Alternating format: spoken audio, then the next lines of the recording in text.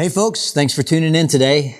If you have a Bible, get to the book of 2 Corinthians chapter 4. We'll begin in verse 7 of chapter 4 there. These are the words of the Apostle Paul. He wrote to the church at Corinth, and here's what he said. But we have this treasure in jars of clay to show that this all-surpassing power is from God and not from us. We are hard-pressed on every side, but not crushed. Perplexed, but not in despair. Persecuted, but not abandoned.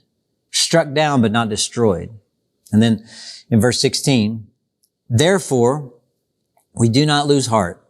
Though outwardly we're wasting away, yet inwardly we're being renewed day by day. For our light and momentary troubles are achieving for us an eternal glory that far outweighs them all. So we fix our eyes not on what is seen, but on what is unseen. For what is seen is temporary, but what is unseen is eternal. Okay, so Paul articulates that there is an outer you, like your skin, your hair, your face, your body, what's visible, what people see. But then there's an inner you, like your character, your heart, your soul. The outer you is what gets attention. The inner you is invisible. The outer you is temporary. The inner you is eternal. It goes on forever. The outer you can be persecuted or imprisoned, or it can get sick. But the inner you, no one can touch without your permission. And something else to note about the outer you, Paul puts it like this: outwardly, we're wasting away. Sooner or later, old man wrinkle comes for everybody. From about the age of 25, certain changes start to kick into the outer you. Like, bones begin to lose calcium and get brittle. Skin begins to lose its elasticity and shrivels. Age spots begin to multiply. Your hands, they start to look like the hands of your parents, The weight begins to shift from the poles of your body to the equator of your body. Your hair will stop growing where you want it to and boldly grow in places no hair has gone before. You lose brain cells at an alarming rate. Like if you're over 30, you lose tens of thousands of brain cells every day. In fact, if you're real quiet, you can hear some of them dying right now. But it's true. It is absolutely true. Outwardly, we're wasting away. Some of you are not yet 25, and at some deeply conscious level, you're thinking, that'll never happen to me. I'll never grow old like that. And those of us who are older, we want you to know, we understand and we love you, but it will happen to you. And frankly, we're kind of looking forward to it. We live in a society where we keep trying, we keep hoping, we keep praying and working and paying to find some way to renew the outer you, sometimes at the expense of the inner you. Mostly people focus on the outer you. But then there's this inner you, your spirit, your soul. And it's infinitely more important than how you look or how your circumstances and surroundings go. Paul writes to the church in Corinth there, people who face problems as people always do, as you and I do. And Paul says, hey, my body's going south in a hurry. And it's not just the aging process. By this point in Paul's life, he had faced being whipped and stoned and starved and beaten and locked up in a cell. And nothing in his outer person resume, like his possessions or his financial life or his physical well-being, none of it's on the upswing. He said, though, it doesn't bother him much because something's going on inside of him. And it's like the opposite of what's going on outside of him. He said, outside, I'm dying a little every day, but inside, it's like I'm coming to life. He says, I find myself growing and changing and getting stronger. I find this joy that keeps bubbling up inside of me, even though I'm in prison. I'm more confident and more hopeful now. I know, he says, I'm going to die soon, but somehow hope keeps growing inside of me. And I keep loving people more and more, even the people that put me here, even the people who are trying to hurt me. I keep loving them more and more. It's the strangest thing, Paul says. I keep dying on the outside, but I don't lose hope because inside it's like I'm coming to life. So I keep fixing my eyes on what is unseen. You see, it's very important that we understand the human condition. Outwardly, we're wasting away. in those dimensions of life where so many people pin their ultimate dreams. It's going to happen to our stuff. It's going to happen to our resumes, our status. It'll happen to our finances, our networks, our power, and for sure our bodies. And for some of us, we're intensely aware of this right now, of the wasting away thing. So what do you do when it feels like wasting away is winning? Like, where do you look? What do you think? How do you deal with it? Well, that brings us to one of the greatest moments in the Bible. It's a moment that happened that involves Jesus and a good friend of his named Lazarus. And it's from the 11th chapter of the Gospel of John in the Bible. We've been living in the Gospel of John for the last month or so with a series we've been in called I Am, where we're digging into the statements that Jesus said about himself when he described himself each time when he would say, I am, and then he'd fill in the blank with some descriptor to help us understand who he really is. Like, I am the good shepherd, he says, or I am the bread of life, or I am the light of the world. And this week, this one might be the best of all the I am statements that he makes. Again, it involves a friend of his, Lazarus. And some of you probably know Lazarus, he lived with his sisters, Mary and Martha. And when Jesus would actually go to Jerusalem, he would stay in their home. Their home was in Bethany, which was essentially a sort of suburb of Jerusalem. So when Jesus' ministry and Jesus' business would take him to Jerusalem and he was going to spend the night someplace, he would retreat from the city walls of Jerusalem and he would spend it with Mary, Martha, and Lazarus. And at this point in the life of Jesus, they hadn't seen Jesus for some time because the last time Jesus was in Jerusalem, the religious leaders, they wanted to kill him and they tried to stone him. They wanted to take him out. And then one day, Lazarus got sick because outwardly, we're all wasting away. Lazarus, he had a fever or coughed up a little blood or he felt a lump somewhere. Something happens every day in our world. And he went to get whatever kind of medical help was available in those days. But the doctors, they just shook their heads and they said, man, we're really sorry. There's nothing we can do. Nothing else we can do. Lazarus' sisters, Mary and Martha, they're desperate. And verse 3 says that the sisters went and they sent word to Jesus. They said, Lord, the one you love is sick. Like, Jesus can heal. They believed this. They had seen him do it before. They'd seen him do it for total strangers. They'd seen him do it for people whose faces and names he didn't even know. They'd seen him do it for people who didn't seem to deserve it. And Lazarus was such a good friend of Jesus's, they don't even have to say his name. All they say is, Lord, the one you love is sick. And so surely Jesus will come and heal. And then Jesus does a real strange thing. John writes in verse 5 that Jesus, when he heard that Lazarus was sick, he stayed where he was 2 more days.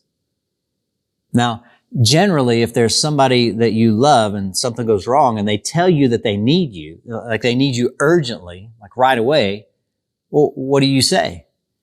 You say, okay, I'll be right there. And you drop everything. But Jesus, he waits 2 days. And it's not just incidental. It's not just like hidden in the story. John deliberately points this out. So we're left to wonder, why? Like, what's up with that? And Jesus has a good reason, but they don't know what the reason is. And we don't know either at this point. His timing, it seems really strange. Why does he wait? What's he doing for 2 days? We'll come back to that in just a second. But eventually, finally, Jesus says to his followers, his disciples, he says, let's go to Judea. And that's where Jerusalem and Bethany are. Now, again, the last time he was in Jerusalem, the religious leaders tried to kill him. Jerusalem's not a safe place for Jesus and his followers. They know this because they say to Jesus, but, Jesus, Rabbi, a short while ago, the leaders tried to stone you, and yet you're going back there? But Jesus says, hey, I'm needed. I'm going to go. Lazarus needs me. Mary and Martha need me. And so I'm going. Now in verse 16, a guy named Thomas, who most folks know as Doubting Thomas. You may have heard of him before, Doubting Thomas. That Thomas, he says, well, come on, gang. We might as well go and die with him. And that's what he says. And Thomas isn't exactly known for his positive outlook on life. He's not a glass half full kind of guy. He's not a Norman Vincent Peale or Dale Carnegie kind of guy in this story. Thomas is more like Eeyore in the story. Well, fellas, we might as well go with him because you gotta die of something. So they go. They're not thrilled about it, but they go. And by the time they get to Bethany, Lazarus, he had already died. He'd actually been dead for 4 days now. And Mary and Martha, they're surrounded by family and friends, and they're in mourning. And Martha, in verse 21, Martha went out to meet Jesus.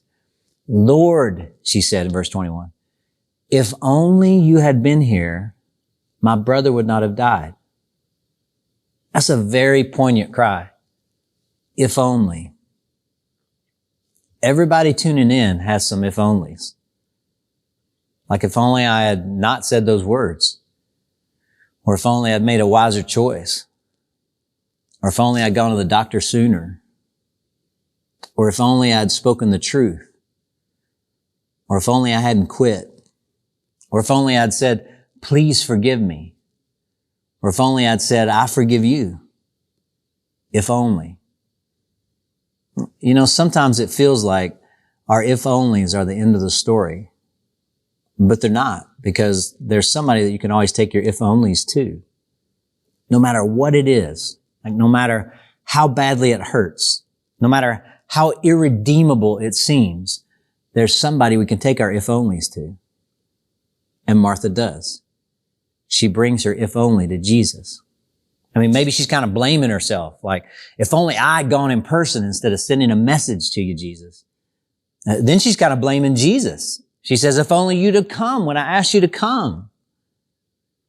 Well, Jesus says to her, verse 23, your brother will rise again. And Martha, you know, she doesn't get what he's saying here. I mean, she says, I know, one day, someday, on that day, on that great, glad morning, you know, I'll fly away. Right, Jesus. I know the hope of the resurrection. I get all that. But then Jesus makes this incredible statement. It's our I am statement for this week. And this statement from Jesus here, it's something that nobody else ever said. No other religious leader ever said anything like this. Buddha never said anything like this. Muhammad never said something like this. Only Jesus says this. Only Jesus. Jesus says to her and to us, I am the resurrection and the life. Whoever believes in me will live even though they die. And whoever lives and believes in me will never die. And then he asks this question to Martha. He says, do you believe this, Martha? And I want to pause for just a moment to ask you what Jesus asked Martha there. Do you believe what Jesus said? That he's the resurrection and the life? I mean, there's an awful lot riding on that question. There's a whole eternity riding on that question. I mean, one way or the other. And it's almost impossible to be neutral about it. I mean, everybody eventually has to answer that question. Do you believe it? Well, Jesus finds Martha's sister, Mary, and she has the exact same response as Martha did. She too says, Jesus, you know, if you had been here, my brother wouldn't have died. Verse 32 there. And it's so interesting, Jesus' response to these sisters. I mean, to Martha, he says, I'm the resurrection and the life. He gives to Martha what one scholar calls the ministry of truth, because that's what she needed most in that moment. He sort of grabs Martha by the shoulders with truth. He says, listen to me. Don't despair. I'm here. Resurrection, life. That's what I am. Jesus has got a perspective that's higher than her perspective. He can point her to something so much greater than she could possibly fathom. But then when he gets to Mary, he gives her what could be called the ministry of tears, because that's what she needs most at that moment. He steps into her sorrow with complete sincerity and integrity. And verse 35 says, in response to that question, that he just wept. Very simply, verse 35 says, Jesus wept. And frankly, gang, everybody needs a ministry of truth and a ministry of tears at different times. I mean, sometimes, like, we're not wise enough or patient enough or insightful enough to give people exactly what they need all the time. Some of us have personalities and temperaments that are prone to confront when sympathy is called for. And others of us, we're just the opposite of that. But Jesus, man, he strikes the right chord. He's never strong when he should be tender, or tender when he should be strong. He's so much more than that. He's truth itself come in tears. He's the lion and the lamb. He's tenderness without weakness, and he's strength without harshness. And so verse 35 says, he weeps. Did you know this is the shortest verse in the Bible? 2 words, Jesus wept. And there was a time when I was working specifically with middle school students, and I had this pack of middle school guys that I was meeting with. Each year, I had a specific small group of middle schoolers, and we'd talk about what it meant to follow Jesus as a 6th, 7th, or 8th grader. And I was kind of impressing upon them to get the very words of God hidden deep within them. So I would always challenge them to memorize a verse from the Bible, like any verse at all to start with. Like we would eventually memorize these specific ones. But at the very beginning, they could pick whichever verse they wanted, as long as it was in the Gospels, right? And no joke, this one particular group I had, every one of those Bart Simpson clones chose John 11:35, the shortest verse in the Bible. Jesus wept. Every year, some middle school kid would choose verse 35. It's like, okay, Einstein, you can memorize verse 35 because you're so clever, Anyway, this shortest verse in the Bible, it's also a pretty extraordinary one. Jesus weeps. I mean, why does he weep? He knows Lazarus is going to be okay. Why would Jesus be so sad? See, this is the revelation of the greatness of the heart of our God. The Bible speaks of him weeping another time, a few days later. He actually stands outside of the city of Jerusalem. He's overlooking Jerusalem there, and he thinks about all the people who live there. People who are just like you and me. People who are trapped in worry and fear and anxiety and doubt. People trapped in addictions, trapped in sin. People who are confused or stubborn or just discontent throughout their lives.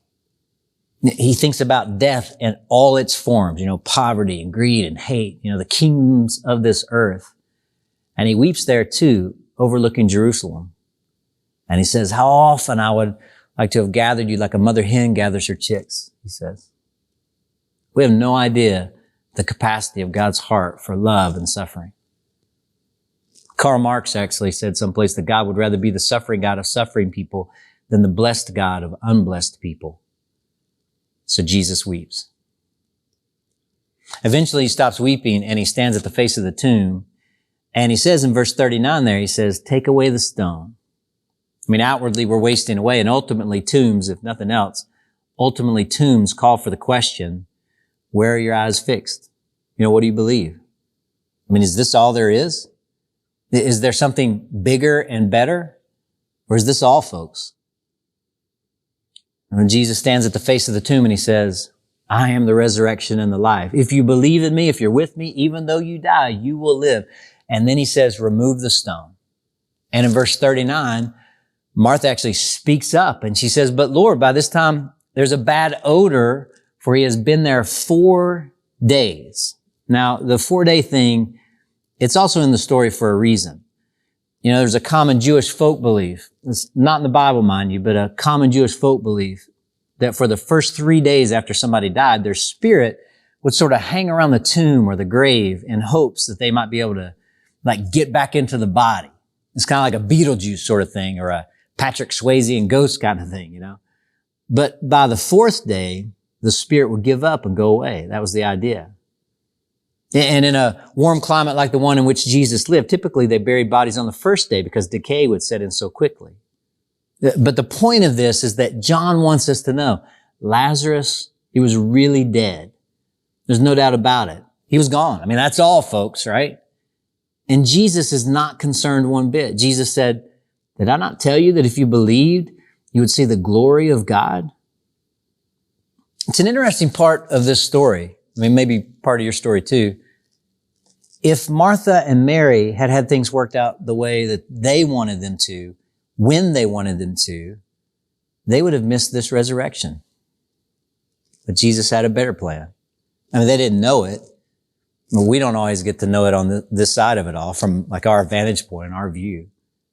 But you can bet your bottom dollar that God is at work, and he's always at work.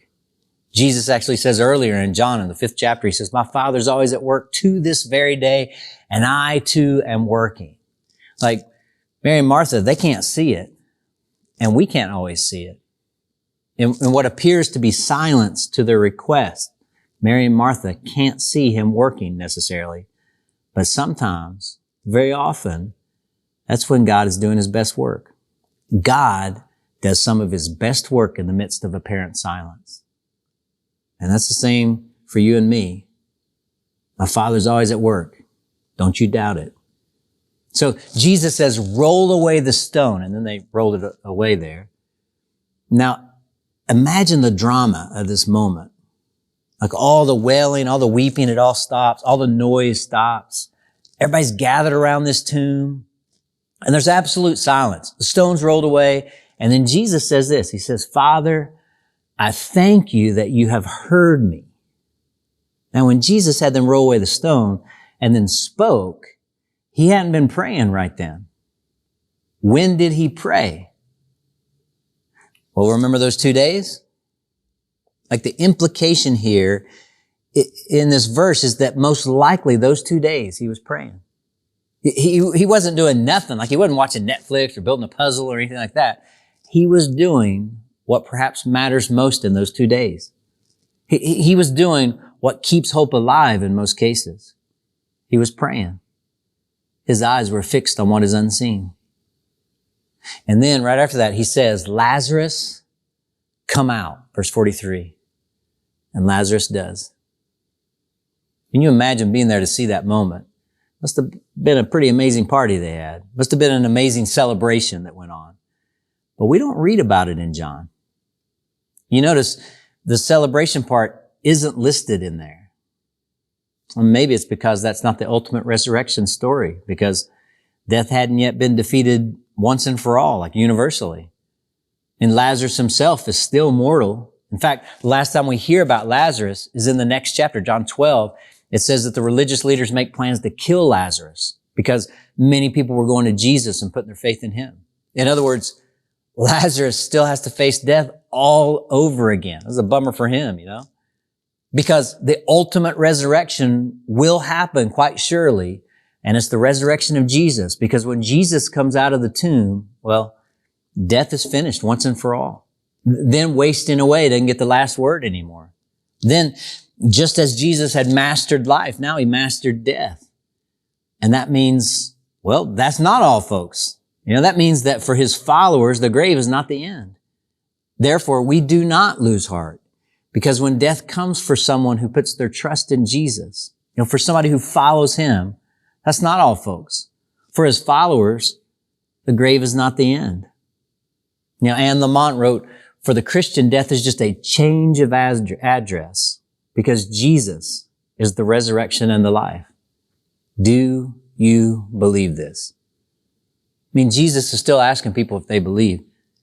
Will you trust me, he asks. Do you believe this? Martha, Mary, Lazarus, Bob, Sue, Tim, Mike, Heather. Tony Campolo, some of you might know of him. He was a professor of sociology at places like the University of Pennsylvania and Eastern University outside of Philadelphia. He was also an author and a pastor and a tremendous preacher. He was incredibly influential from a distance in my own life. And he belonged to a largely African-American church in West Philadelphia, Mount Carmel Baptist Church. And from time to time, he would be asked to preach at his church there. And he tells of this time, it happened back in the 80s, on a Good Friday. It was a couple days before Easter back then, at a Good Friday service at his church, where they had essentially a lineup of preachers who were going to preach back to back to back on this Good Friday. And he says when it was his turn to preach, he said he really got rolling. Like he said he got better and better as he went along. And he said, man, I was good that day. He said, I was so good that I wanted to take notes on myself. That's how good he was. Well, he wrapped up and he sat down next to a senior pastor there. his pastor who was on next. And he said to the senior pastor, he said, "Top that, old man." And he said his pastor reached down with his hand, squeezed his knee, and said, "You did all right, son, but sit back, because this old man's going to do you in." That's what he said. And Campolo said he didn't figure anybody could have topped him on that day. He'd been so good that day. But he said, sure enough, that old guy got up there and did him and everybody else in. And the amazing thing was that he did it with the use of one line. Campolo said for an hour and a half, he preached one line over and over again. For an hour and a half, he stood that crowd on its ear with just one line. And you know what that line was? It's Friday, but Sunday's coming. Campolo said he started his sermon real softly by saying, it was Friday and my Jesus was dead on a tree, but that was Friday and Sunday's coming. And then he came on like a little louder next and he said, it was Friday and Mary was crying her eyes out and the disciples were running in every direction like sheep without a shepherd.